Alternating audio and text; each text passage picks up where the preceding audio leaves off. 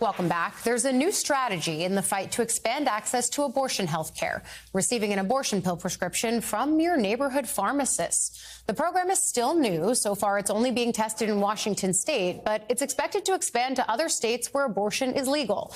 The New York Times reports supporters of abortion rights consider pharmacists prescribing part of an effort to open as many avenues as possible at a time when abortion pills are facing growing attacks from abortion opponents. And joining us now, the president of Cobalt Advocates, Karen Middleton. Her organization is a nonprofit that raises funds for abortion access. So, Karen, this was such a central piece of the 2024 platform for Democrats. The battle cry of "we're not going back" from the vice president was something that comes to mind. And then we watched as in states where Democrats hoped this could help them, it really didn't end up being a major energizing factor. So what are you seeing on the ground? Where does the abortion battle go from here? In Colorado, what we have seen is that this has been a nonpartisan or bipartisan issue for decades, which is why I guess I'm less surprised that it didn't work for everybody, because we see voters across the spectrum, and we've had voters cross party lines to vote in support of abortion rights and then vote for Republican candidates. So it is, I think that we need to understand that abortion rights and reproductive rights in general is a broader issue, and I think Democrats can learn a lesson from 2024 in having a broader message that appeals to a wider audience. I think you're right, especially when you look at polling nationally that shows that the majority of people, 6 in 10 is the general average, believe that abortion should be safe and legal in most cases. So I think you're right on the politics piece of this.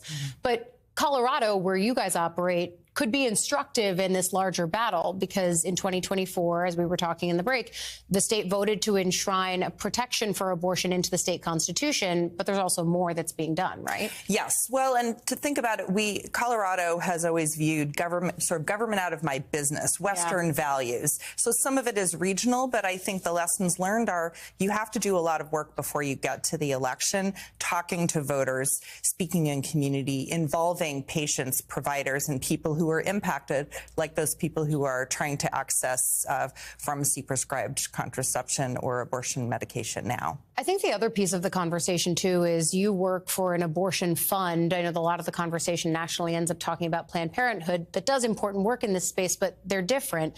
Abortion funds, the last I checked, were struggling because the demand had gotten so high. The funding was no longer there. What are you seeing in terms of demand, in terms of the people who are coming to you looking for help? We are seeing an exponential rise, and it is not slowing down. So we're both a reproductive rights organization with an abortion fund. So we're a little bit stronger in being able to both pass policy and also push for those protections.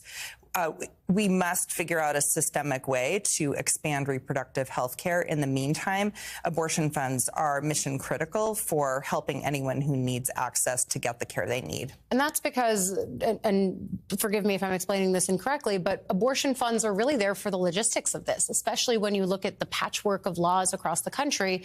If a woman in Texas is looking for the nearest state that she can go to access care, that's where abortion funds come in saying, we can help you get there. That's exactly right. And we really became a travel agency overnight and had to increase staff to help people not just pay for the care once they get there, but to get them there. So that is travel, flights, gas cards, childcare, hotel rooms, meals. It's really wraparound service, and it's not sustainable in the long haul. But I think for the next, we're planning to grow and spend more money this year, and we hope that people really see things need to change. Karen Middleton, thank you for joining us, giving us an update from the ground in Colorado.